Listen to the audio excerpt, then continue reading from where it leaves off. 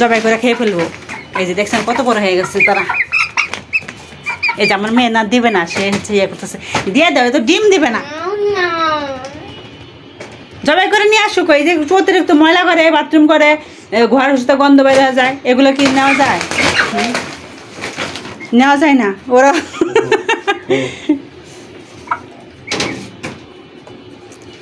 কি করবো?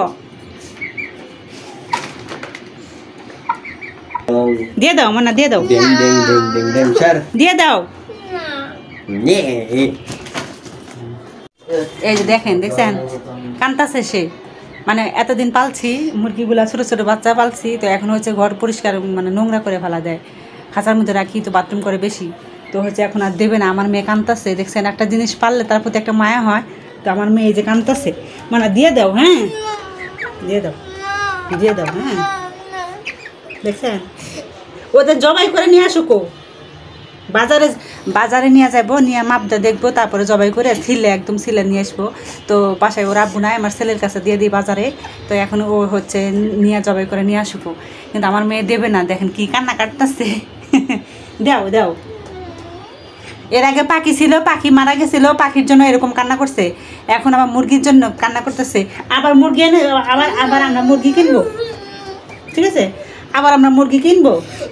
হ্যাঁ দিয়ে দাও, দেখছেন, দিয়ে দাও। এই যে ওরা ওরা ওরা হচ্ছে বাথরুম করে, আগু করে দে। আহারে পাখি এনে দিব, পাখি পাখি এনে দিব। আসো আসো আসো, তোমরা যাও গা। হ্যাঁ পাখি এনে দিব।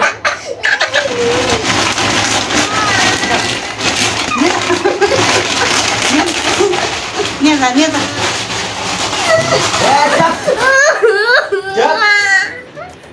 এই যে আমার মেয়ে কান্দাছে, যাইব না ওরা। ওই যে মুরগি জবাই করে নিয়ে আসছে, আমার মেয়ে এদিকে কান্দাছে, এই পালা মুরগি জবাই করে নিয়ে আসছে। মাপ দিছ না? কয় কেজি দিচ্ছে? আরে আহা, আমারে দেখে না মায়া লাগতেছে। আমারে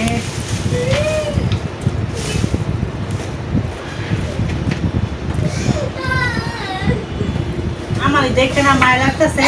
এই মুরগি তো আর রাখা যায় না, দেশি মুরগি রেখে দিলাম তা তো না। এটা হচ্ছে মনে করেন স্টোভ করে, গরমে স্টোভ করে মারা যাবে।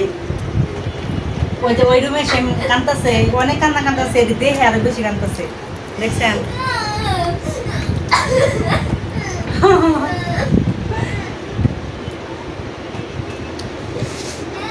এই মুরগি কি রাখা যায় গো?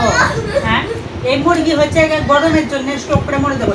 এটা হচ্ছে ফ্যানের নিচে সবসময় রাখছি, জানেন, বাইরে রাখছি, ফ্যানের নিচে রাখছি, না হলে হয়তো মরে যাবো গা। এই যে